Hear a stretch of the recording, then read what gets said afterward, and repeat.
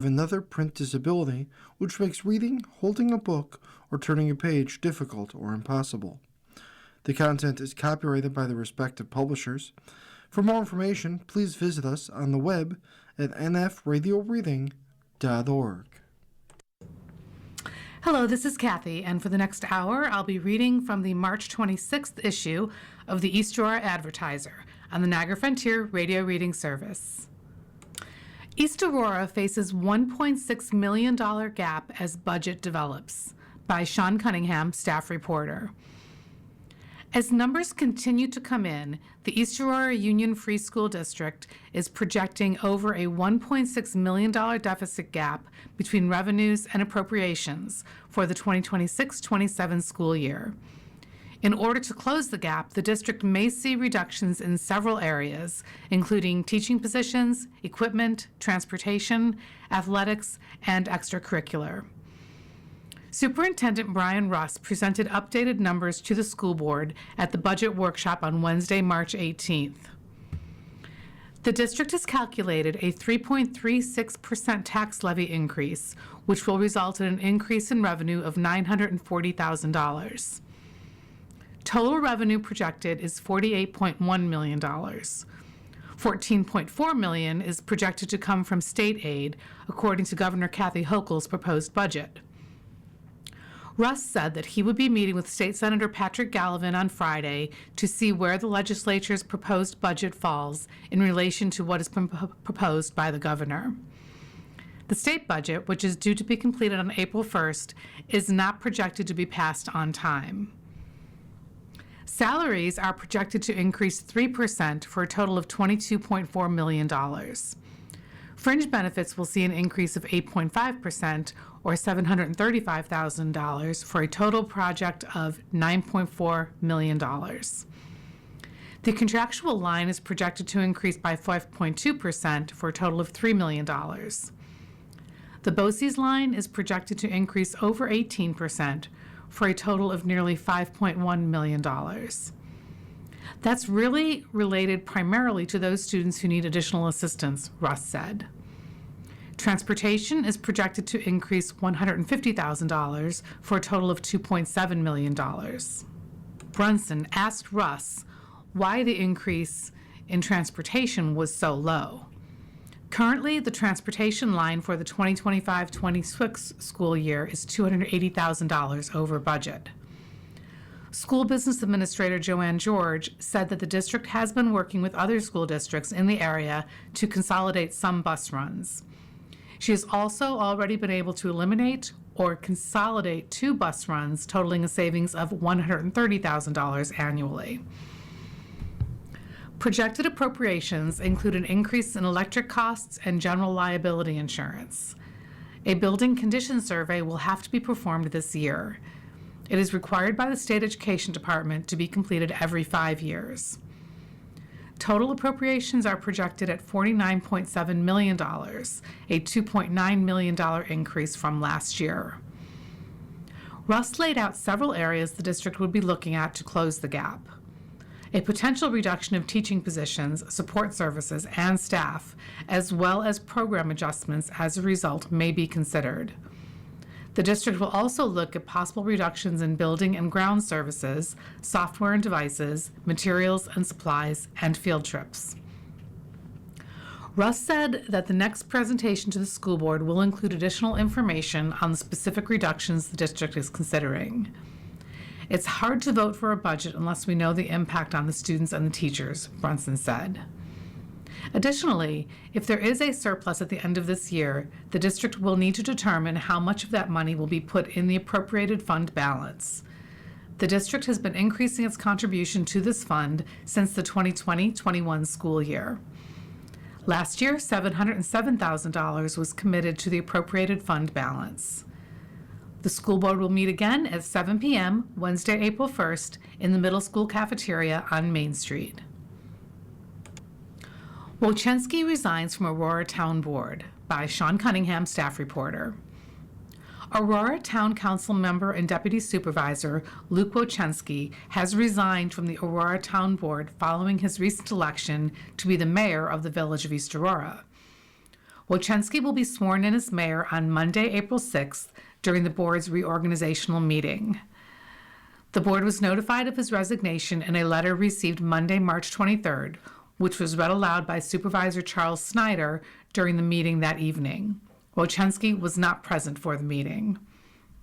I'm proud of what we accomplished together, and I'm grateful for the opportunity to have served the residents of the town of Aurora, the letter states. We had great conversations. We kept politics out of it, Snyder said. We wish him the best. Council members Joseph McCann and Raymond Raisin both stated he was a part of why they were town council members. Council member Jessica Armbrust said that in his new role as mayor, there will be opportunities for collaboration between both municipalities. Elma Board meets with grant writers, by Sean Cunningham, staff reporter. Members of the Elma Town Board held a work session on Wednesday, March 18th to meet with grant writers Leanne West and Marissa Freeman from Strategic Development Specialties, LLC, for a status update. Council members Leroy Kupsik and Joseph Macaluso were absent for both meetings. The grant writers have been working with the town of Elma since 2020. Since that time, the town has applied for 20 grants, 3 of which are still pending. To date, the town has received 7, totaling over $1.7 million. The town received $50,000 from the Erie County Community Block Development Grants for the Senior Center. The town received $2,000 from Arts of Western New York for their summer concerts. The town received $400,000 from the New York State Department of State Local Government Efficiency Grant Program for the Elma Meadows Sewer Plant. The town received nearly $24,000 for the Elma Public Library's HVAC system from the state. The town received $105,000 for a brush grinder from the State Department of Environment and Conservation. In 2025, the town was awarded $1 million from community project funding through Representative Nicholas Langworthy for the Elma Meadows Sewer Project. Councilmember James Malcheski asked what role the grant writers had in the receipt of the most recent federal funding. West said that the firm had handled the application for the grant. Supervisor Wayne Clark said that the town had reapplied for the federal funding for a total of $7.4 million this year, which was one of the 3 pending applications. We could actually be started on that project and still get grants toward it, Clark said, which usually doesn't happen. You start something prematurely, you don't always get the money, Malcheski said. Currently, the grant writers are looking into grants that could apply to the town's records management. Other potential applications would include local government efficiency grants through municipal sharing, green infrastructure grants, and parks funding. Malcheski asked if there would be grant opportunities for the upcoming project of repainting the Seneca Street water tower, which is estimated to cost over $1 million. West said that there were opportunities, but some grants may require preliminary engineering plans to be initiated in order to qualify. West said that some of the barriers to the town receiving grants include community needs and current demographics from the most recent census. Malcheski asked if the volunteer fire department in the town had access to the grant writers. West said that typically those services would not be offered as the departments are a separate entity. We're familiar with all the programs and happy to send those along that you could maybe shoot out to those fire departments, West said. Councilmember Darrell Nolan, a member of the Jameson Road Fire Company, said that often they learn of grants through word of mouth. There's probably a lot more opportunity out there than we are even aware of, Nolan said. During the meeting, the board approved the extension of the grant writer contract. $3,750 will be paid per quarter for a total of $15,000 for the year. In other news, a public hearing was held to establish a drainage district at 1200 to 1220 Rice Road. Phil Guzmano, owner of Crafted Concepts Architects and Builders and developer on the project to build 3 houses, spoke in favor of the project. Neighboring resident Richard Walzak said he was concerned about the drainage on the property affecting neighboring properties. Code Enforcement Officer Joseph Colern said that if there are issues as a result of the drainage district, the town can request they be fixed or hire someone to come and fix the problem at the expense of the property owner. Colern gave the building department report for last month. In February, 14 permits were granted, $18,000 in fees were collected, and the estimated value of construction was listed at over $227,000. Erie County Sheriff's Officer Matt Malacan gave the February service calls report. There were 313 calls for service, 28 traffic stops, 22 accidents, 1 with an injury, 3 instances of fraud, 3 larcenies, and 2 burglaries. 1 burglary occurred after there was a fire in the residence. Malacan said this has occurred more than once in Erie County. Detectives are working on the issue, and Malacan said that officers were increasing their presence at the scene of house fires. The board approved a $2,000 agreement with EMW La Crosse. The board voted to approve sending the specs out to bid for the roof repair of the old highway garage. A business use permit was approved for Northwood Structures at 5710 Seneca Street. The Elma Town Board will meet for a work session at 6 p.m. Wednesday, April 15th at the Elma Town Hall on Bowen Road. A regular meeting will take place at 7 p.m. the same evening. Boys and Girls Club to dedicate game room in honor of James A. Coatsworth. The Boys and Girls Club of Elma, Marilla, and Wales will host a special dedication ceremony to honor the life and legacy of James A. Jim Coatsworth, former executive director and a lifelong advocate for youth. On Thursday, April 16th, the club's game room will be officially named the James A. Coatsworth Game Room in recognition of Coatsworth's years of leadership and commitment to the young people of the community. Coatsworth played a vital role in shaping the club from its earliest days, creating a welcoming space where youth could learn, grow, and belong. He was known for his creativity, his love of games, and his ability to connect with every child who walked through the doors. His impact extended throughout the community through his involvement in local youth programs and athletics. Coatsworth passed away on July 11, 2025. He is survived by his wife, Deb, and their 2 sons, Robert and Sam. The dedication will take place at the club from 5:30 to 6:30 p.m. with a brief reception followed by the ceremony. Community members are invited to honor his lasting legacy. Fish Stocking Program is accepting orders. Erie County Soil and Water Conservation District's annual summer fish stocking program has begun. Landowners looking to restock their warm or cool water ponds can place orders for largemouth bass and or fathead minnows now through Friday, June 12th, with order pickup scheduled at 10 a.m. Saturday, July 11th at the district office in East Aurora.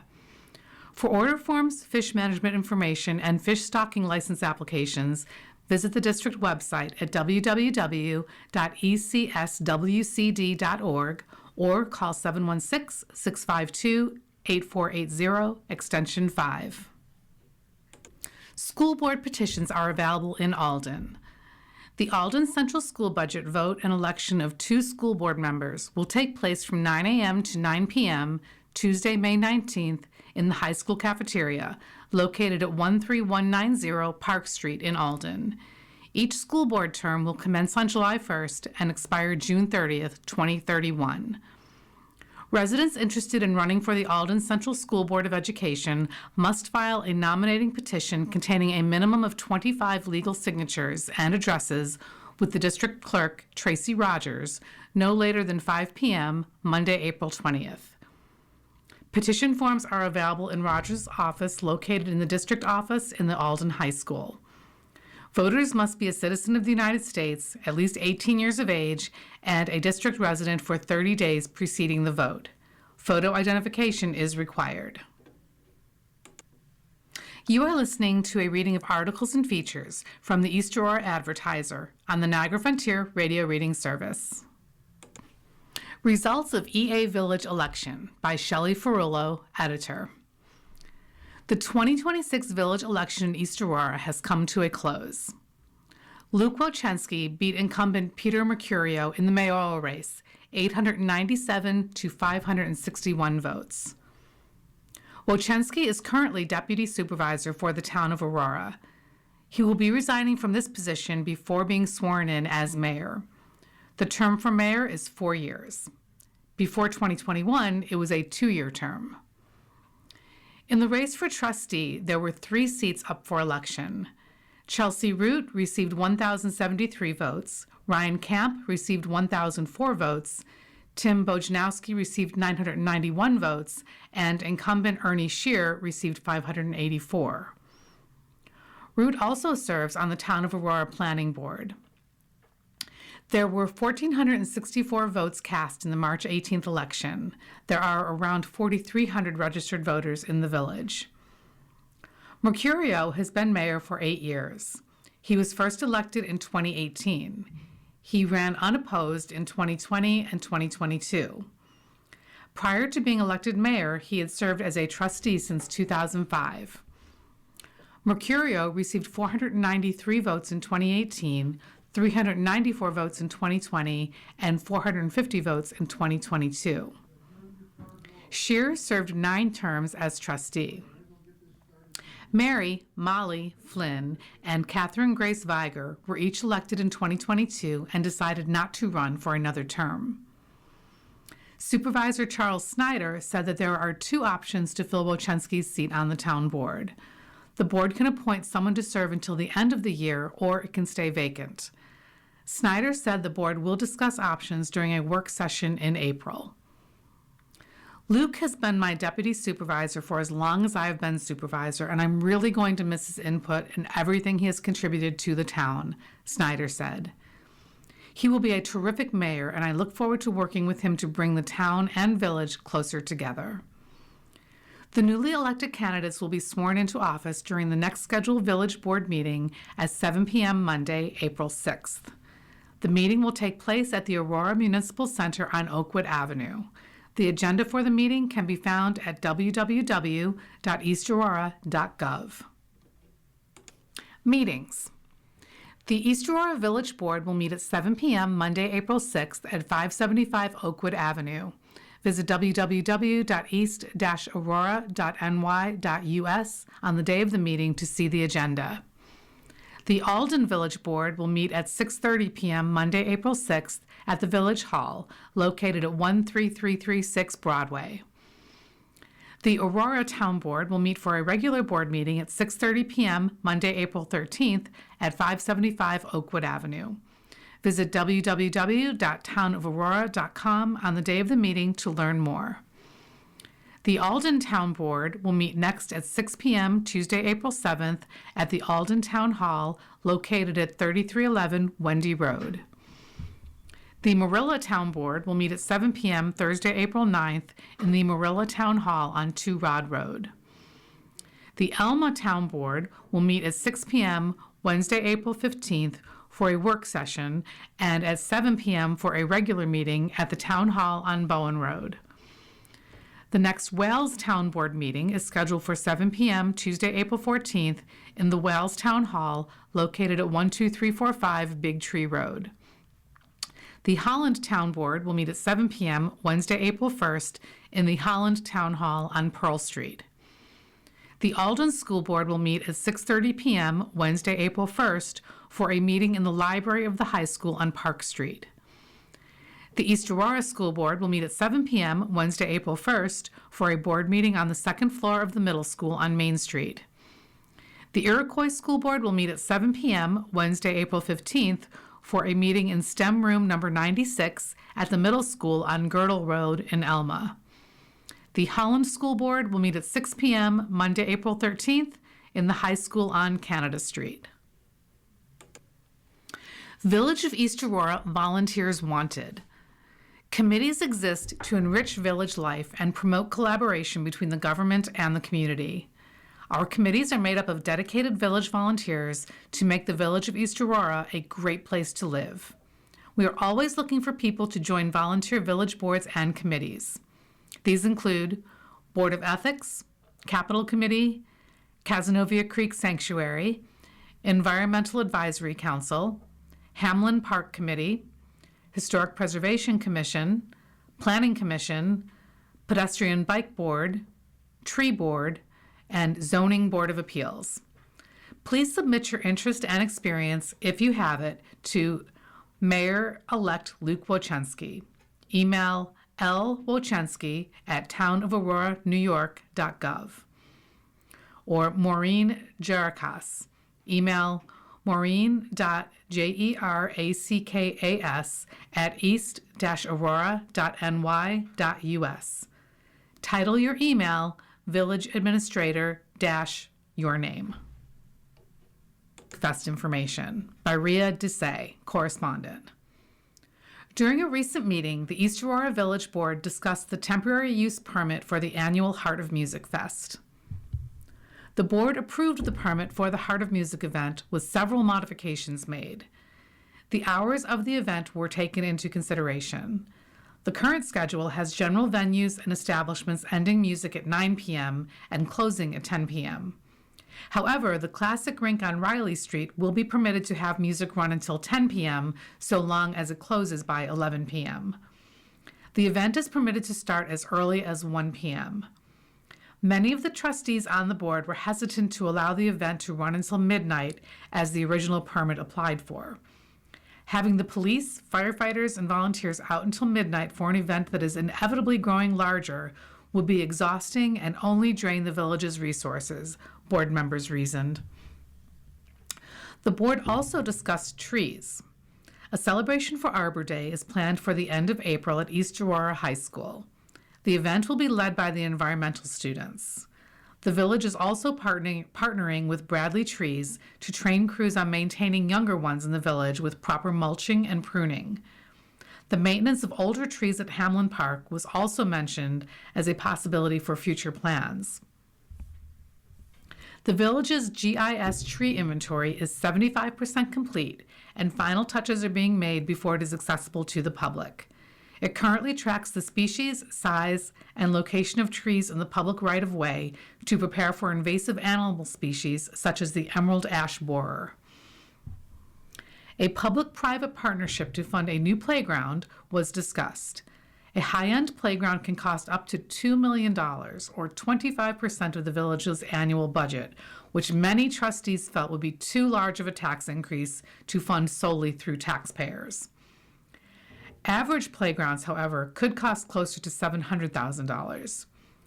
Board members hope that several local businesses will be willing to make larger donations to the project.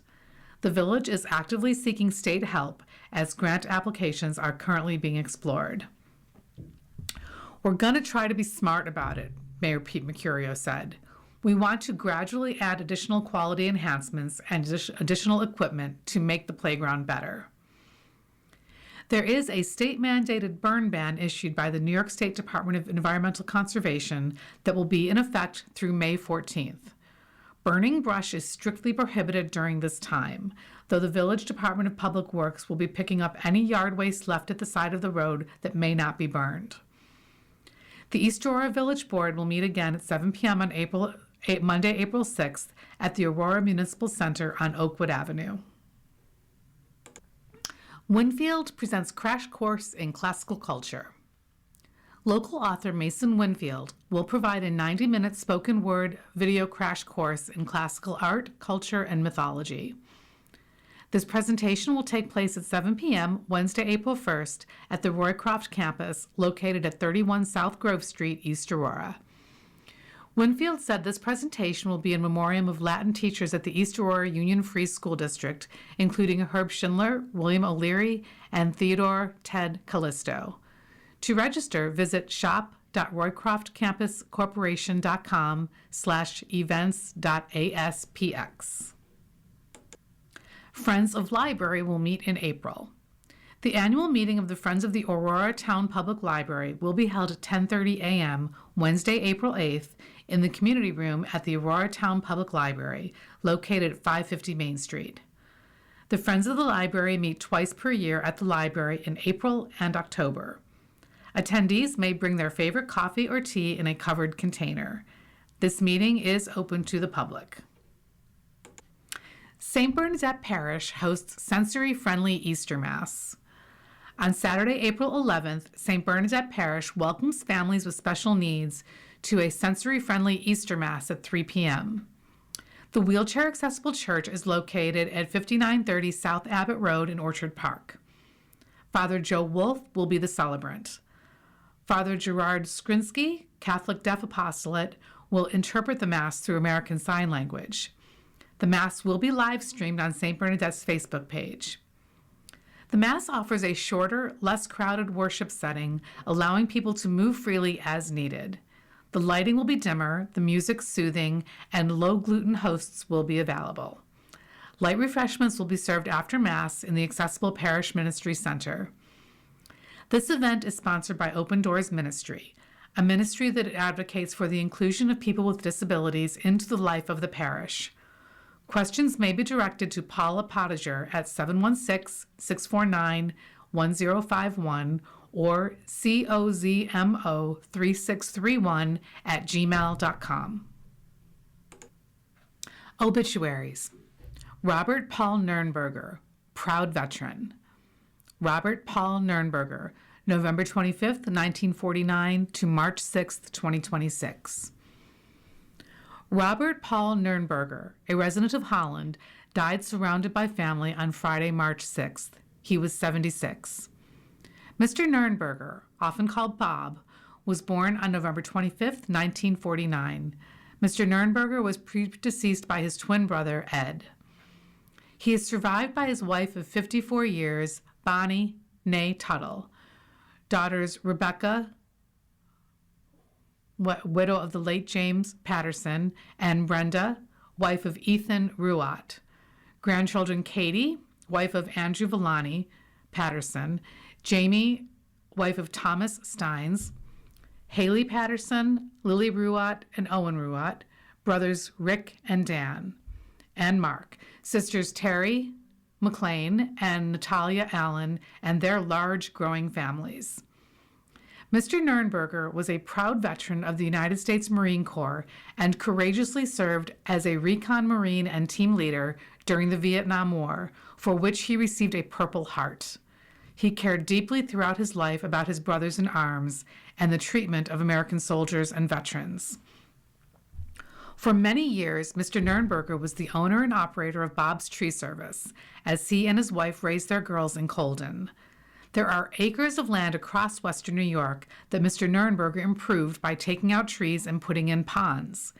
He had an eye for large-scale landscaping and loved being active in the outdoors, so this work was well suited for him. Mr. Nernberger was an avid deer hunter.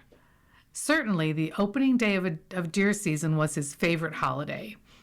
He loved that several of his family members also enjoyed hunting, and he treasured that time in the woods with them. Mr. Nernberger will be greatly missed as a wonderful husband, dad, grandpa, brother, teacher, and friend. He was blessed with many special family and friends, and they know how much he loved them. A private memorial service will be held. Memorial donations may be made to the Buffalo Veterans Affairs Hospital by mailing to 3495 Bailey Avenue, Buffalo, New York 14222, or online by visiting www.va.gov. Comfort Funeral Home Incorporated, 6469 Olean Road in South Wales, completed arrangements for the family and offers a site for online condolences at www.comfortfuneralhome.com. You are listening to a reading of articles and features from the East Aurora Advertiser on the Niagara Frontier Radio Reading Service. Earl W. Wolfe, Jr., carpenter focused on family. Earl W. Willie Wolfe, Jr., June 8, 1945 to March 16, 2026. Earl W. Wolfe, Jr., also known as Willie, died on Monday, March 16th. He was 80. Mr. Wolfe is now reunited with his wife, Ruth Wolfe, and his granddaughter, Cheyenne Wittenrich, both of whom preceded him in death. He is survived by his children, Willie, Carrie, married to Steve Wittenrich, and Luke, married to Jill, and grandchildren Shelby, married to Brandon Wittenrich, Gage Wittenrich, Ava Wolf, and Lexi Wolf. Mr. Wolf was a hardworking man who took great pride in his work and was a longtime member of the Carpenters Local Union 276. An avid woodworker, he enjoyed building and fixing things, always keeping busy with a project.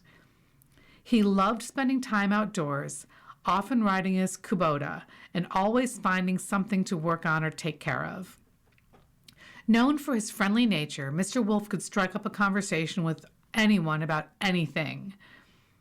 Around Olden Road, he was affectionately known as the Mayor, always keeping an eye on things and looking out for those around him. He had a large family that included siblings, nieces, nephews, and dear friends, all of whom meant a great deal to him. He will be remembered for his strong work ethic, his stubborn streak, and his ability to connect with others so easily. Per his wishes, there will be no services.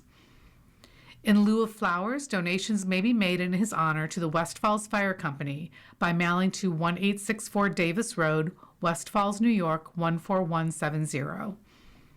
Mr. Wolf would be deeply missed by his family and all who knew him. Comfort Funeral Home Incorporated at 6469 Olean Road in South Wales completed arrangements for the family and offers a site for online condolences at www.comfortfuneralhome.com.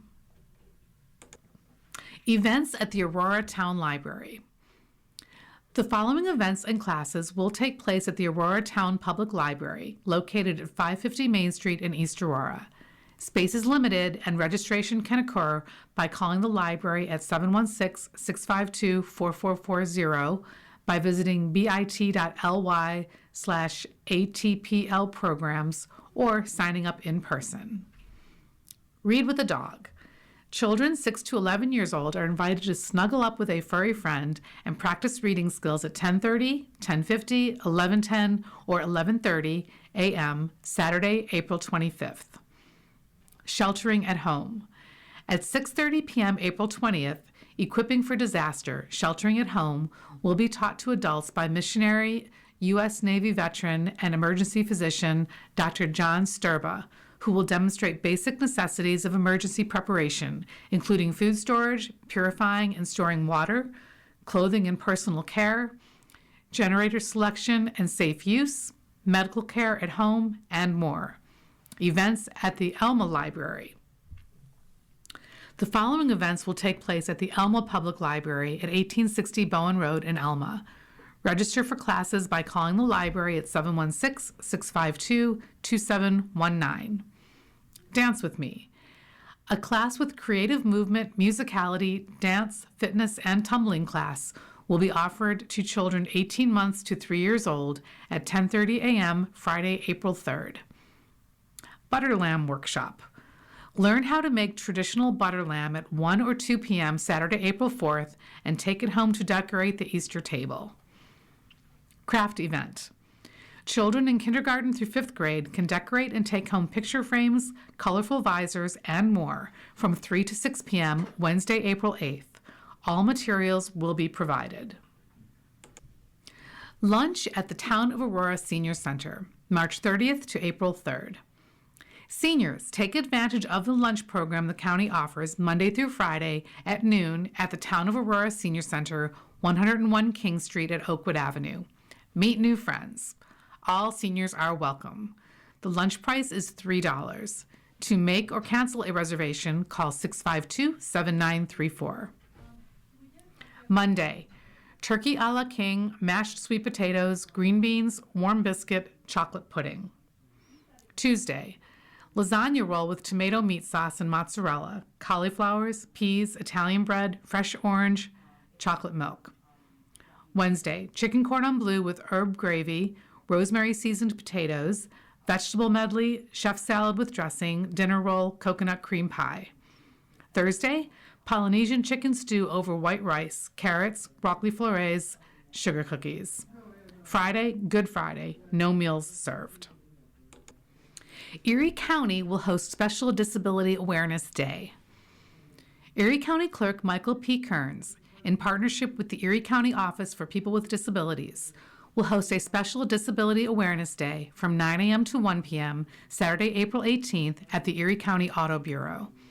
This is located in Urbandale Plaza, 2122 George Urban Boulevard, Depew. This community outreach event is open to the public and no appointment is required. During the event, individuals with disabilities and their families can obtain state-issued photo identification and receive assistance with a variety of Department of Motor Vehicles services. April is Autism Acceptance Month, Kearns said. Our office remains committed to fostering inclusion and equity by helping individuals of all abilities obtain the identification they need. Access to proper ID is essential, especially when employment opportunities arise, and we want every resident to be prepared. With the right support and opportunity, inclusion in the workplace is achievable for all. Representatives from the Erie County Office for People with Disabilities will be on site to provide information, guidance, and connections to valuable services and resources available to residents and their families. Individuals requiring reasonable accommodation are encouraged to contact the office in advance at 716-858-6215. Those seeking a standard driver's license or non-driver identification must bring original or certified documents, including a birth certificate and Social Security card, as proof of identity. For a complete checklist of documents required for a Real ID compliant credential, visit erie.gov/clerk/autobureau or contact the Erie County Clerk's Outreach Center at 716-858-8864. Opinions and ideas. Taking control of politics. Last week's village election inspired more voters to the polls than in recent memory. The end result of adding 4 new voices to the board has left some residents feeling hopeful, which is exactly what they need at this moment. The world right now is troubling. The United States is in a war where children are being killed and over 50,000 troops are in the Middle East. The government has been partially shut down since January 31st, and over 250,000 federal employees aren't bringing home a paycheck. Nearly 65,000 TSA, Transportation Security Administration, agents who have been working for free are finding other jobs or calling in sick, which is having an impact on airline travel. Gas prices are rising. We are facing a global energy crisis. Americans have lost health insurance. There is also a vast amount of evidence that President Donald Trump, along with scores of other wealthy and influential people, had a very close friendship with a convicted pedophile, but nobody is being brought up on charges. There is so much we cannot control. But turning over the village government is something that can be controlled, and voters turned out last week like we haven't seen in years. With a combined total of around 40 years of public service, incumbents Peter Mercurio and Ernie Shear each played a pivotal role in shaping the qualities that we all love about this village. For decades, the newspaper has documented these changes, and we thank them for all of the thought and creativity that they have invested into the community. Let's see what will happen next. We need something to look forward to that's different from what we have today. Reader's opinion. Thank you to the Village of East Aurora. Dear Editor, thank you so much for your support. In the 21 years that I have served on the Board of Trustees, on the board as trustee and then mayor, we have experienced so much together. We have navigated blizzards, street protests, COVID, and a train derailment, as well as seen amazing prosperity and growing popularity for our unique community. Housing values are high, taxes are low, storefronts are full, and senior housing is on the horizon. Yet we never lost sight of our commitment to East Aurora's historic character and charm. I have been blessed to be on this journey with you, and I appreciate your trust in me more than I can ever say. It has been a pleasure to meet so many of you, and I am especially grateful for all those who agreed to take on the responsibility of contributing to our village as volunteers, such as on the ZBA, Planning, HPC, Tree Board, Capital Committee, Holiday Decoration Committee, and others. You are a big reason this village is still so unique. My lovely bride Suzanne has been a rock for me in every conceivable way. And kids, Tony, Melina, McKenna, and Jameson were always so helpful and supportive. I wish the new board all the best. Lastly, to the village board members I have worked with over the years who have aligned with our vision to keep East Aurora the very best village it can be, thank you. Pete Mercurio, Mayor of East Aurora.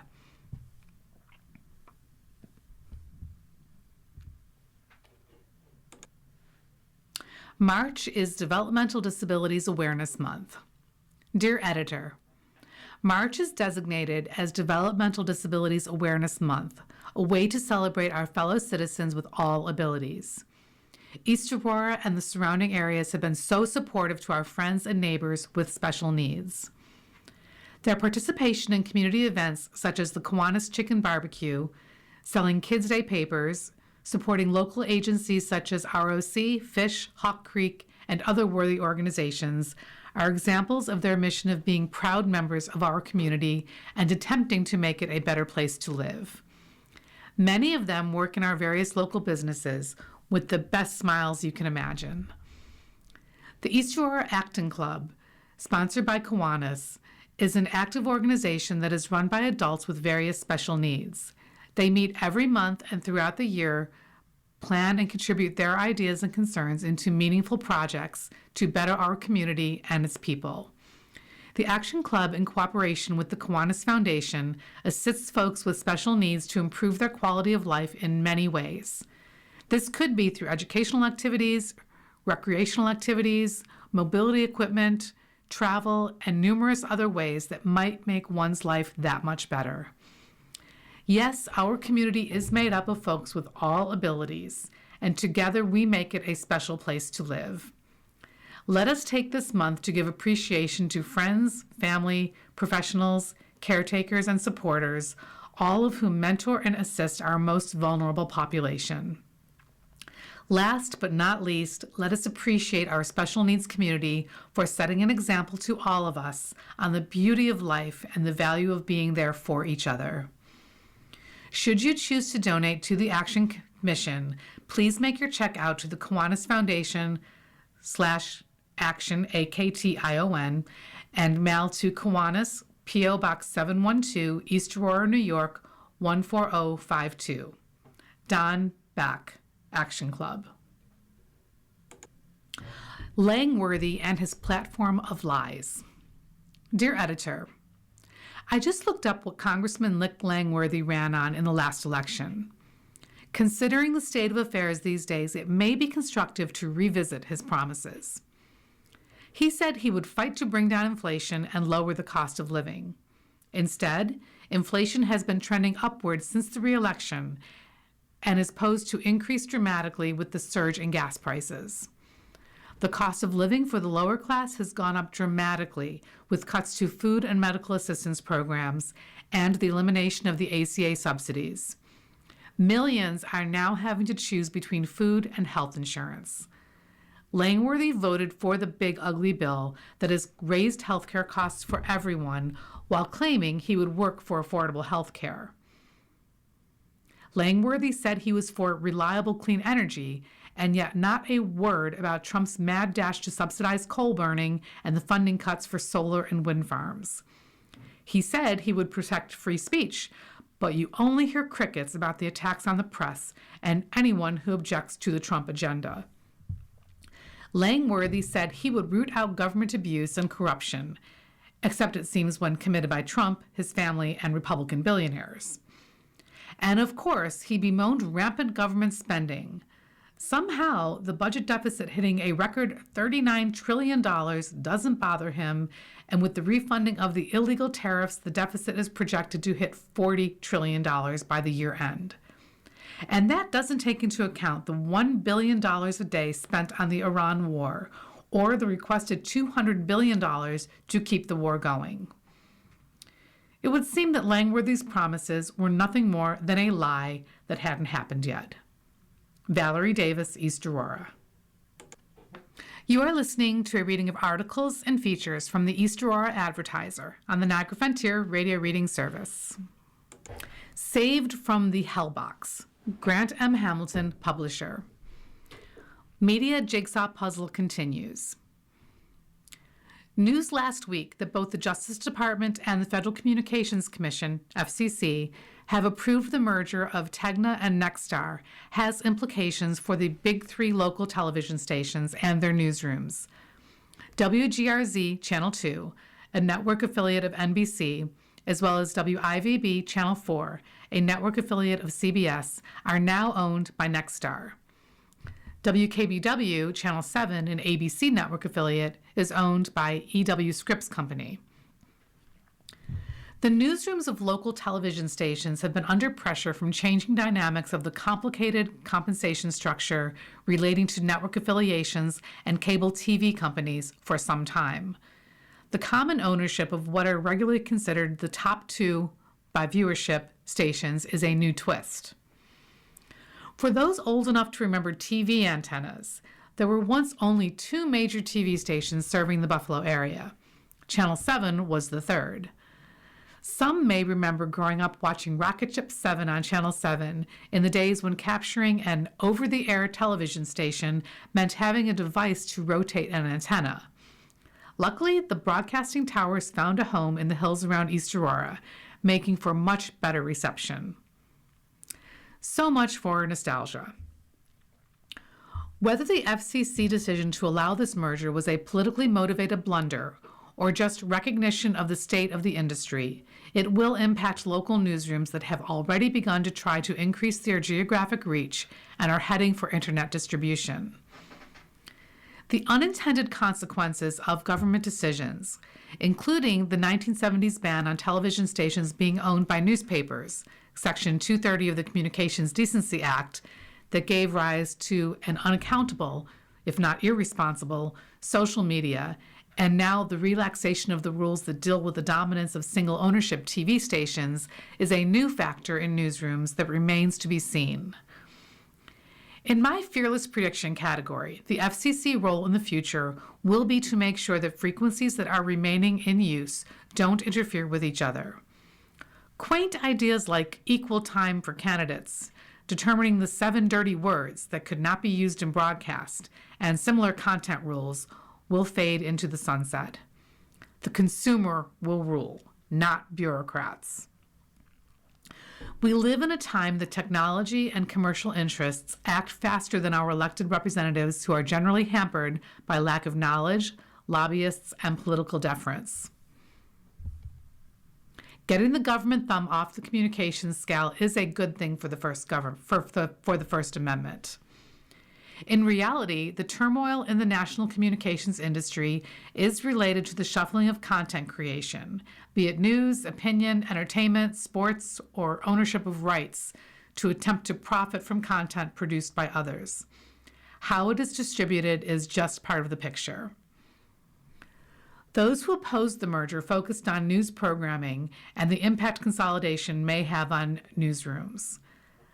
The fact is, gathering, editing, and presenting news is expensive. The consolidation could actually benefit newsrooms if the owners can reduce overhead and use the funds in the news department.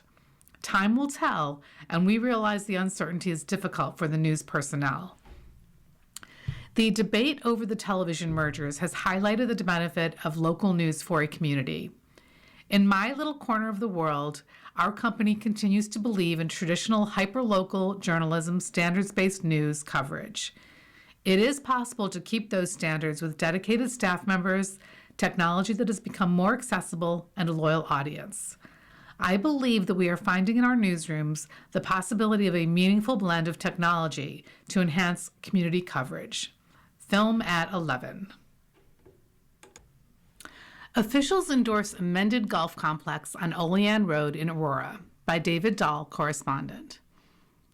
Long-discussed issues have reached their conclusion in the town of Aurora, as the town board has finalized the comprehensive plan and authorized a golf facility. Town board members approved the comprehensive plan, a set of guidelines for future land use, and EA Golf Barn at 600 Olean Road, the night of Monday, March 23rd. The board authorized a site plan and special use permit for a 20,000 square foot building that will house an 18-hole miniature golf course and professional golf course simulators. The owner, Harrison Kelly, also plans an outdoor 18-hole miniature golf course and driving range. In addition, the facility will offer a quick-serve restaurant and bar with unique items from local establishments. Kelly expects to hire 8 to 10 employees. 2 years ago, Kelly had to move the structure's planned location to the property's middle because of the sewer line's location. He proposed the project in September 2023. Officials also allowed a special use permit and site plan for Callie Williams of PCW Enterprises to demolish a building at 359 Quaker Road and construct a dental office with a parking lot. No environmental problems were detected on the Olean Road or Quaker Road properties. The board also conducted 8 public hearings. Board members heard no comments about proposed laws regarding alarm systems, ponds, sewers, a site plan review, and the zoning code. A resident voiced opposition to the proposal about solar energy systems, and another resident commented about the proposal regarding subdivision of land and open development. No one spoke during the hearing about East Aurora Baseball and Softball's proposed storage shed for equipment and maintenance supplies near the fields at 690 South Street. The board voted 4-0 on all items, with Councilman Luke Wojczenski absent. McCann mentioned Wojczenski's flight had been delayed because of the crash Monday at LaGuardia Airport in Queens.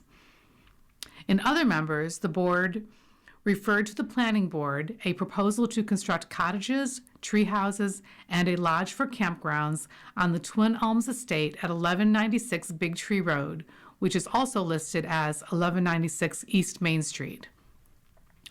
Referred to the planning board a request from Cassie Caldero of Village Play for a special use permit and site plan to move the Children's Play Center from 651 Oakwood Avenue to a former restaurant and bar at 612 Buffalo Road. Referred to the planning board a request for a special use permit from Neil Hopkins to expand the campground events at 298 Ellicott Road. Approved the hiring of Taylor Rapp of Depew and Jennifer Breyer of West Falls as swimming instructors for $20.50 per hour. Accepted an $810 payment from the Friends of Griffin's Mills for a second welcome sign at the Hamlet's West End on Mill Road across from Luther Road.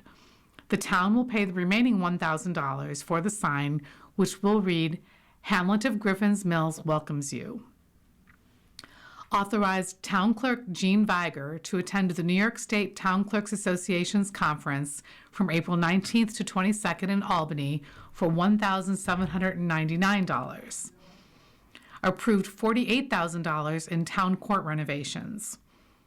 Accepted a $486,000 grant from the State Department of Environmental Conservation's Water Quality Improvement Project to construct a road salt storage building at an unspecified location. Scheduled a public hearing for 6:30 p.m. April 13th during the next board meeting about the Stormwater Management Program plan. Allowed a $14,343 payment to Labella Associates for the comprehensive plan. Increased the payment cap from $3,000 to $4,000 for Martha Leibrock, retired town clerk, for services she provides as an independent contractor. She receives $30 per hour. Alden Business receives state certification for veterans. Patriot Wire and Cable, located in Alden, was recently certified by the New York State Office of General Services, OGS, Division of Service Disabled Veterans Business Development, along with 64 other businesses across the state. These certifications reflect support to those who have served by expanding economic opportunities and strengthening pathways for service-disabled veteran-owned businesses, SDVOBs, to grow and succeed. Patriot Wire and Cable is a national distributor of electric cables. The OGS Division of Service Disabled Veterans Business Development was created in May 2014 through the enactment of the Service Disabled Veteran-Owned Business Act. There are 1,419 certified businesses. The Act promotes and encourages the participation of service-disabled veteran-owned businesses in New York State public procurements of public works, commodities, services, and technology to foster and advance economic development in the state. A directory of New York State certified service-disabled veteran-owned businesses and more information about the program and the certification process can be found at ogs.ny.gov/veterans. East Aurora High School Athletes of the Week from March 26th through April 1st, 2026. Hayden File. Hayden is the East Aurora High School Athlete of the Week for boys varsity lacrosse. Hayden went 14 for 18 on faceoffs, led the team with 13 ground balls, and chipped in with a goal and an assist in the boys' season-opening 8-6 win over Hamburg. Congratulations, Hayden. Marley Barsh. Marley is the East Aurora High School Athlete of the Week for girls varsity lacrosse. Marley had 8 goals in the girls' season-opening 15-6 win over Sacred Heart. Congratulations, Marley. Artist of the Month, Joanna Cull. Joanna is involved in a variety of artistic programs at East Aurora High School. She's a talented artist who has showcased her creativity while taking a variety of art classes throughout high school, and she is an active member of the high school chorus. She is currently starring as Mrs. White in the Drama Club's spring production of Clue and has been involved in the high school musical for the past 4 years, performing as a featured dancer and ensemble member. Johanna also holds leadership roles in her performing arts groups, including serving as the secretary and treasurer of Drama Club, assisting with the middle school drama productions, acting as dance captain for 2 years, and performing in solos with the high school chorus. Sponsored by Mybum Fine Arts, 478 Main Street, East Aurora, 716-652-0940, www.mybumfinearts.com. You've been listening to a reading of articles and features from the March 26th issue of the East Aurora Advertiser. We read from the East Aurora Advertiser every Saturday at 10 a.m. Your reader has been Kathy. Thank you for listening. Coming up next on the Niagara Frontier Radio Reading Service, we have a reading of the Niagara Gazette. At noon, we have the Dunkirk Observer. And at 1 o'clock, we have some of our Northtown Bees, including Amherst, Clarence, Cheektowaga, Lancaster, and Depew. Stay with us for these readings and more throughout the day.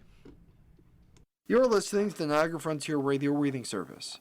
As of this year, our agency has broadcast more than 300,000 hours of radio readings. Volunteer radio readers read newspapers, magazines, and books to area people who are blind or have a print disability, who are provided reading radios. Radio Reading's broadcast signal is provided at no charge by WNED.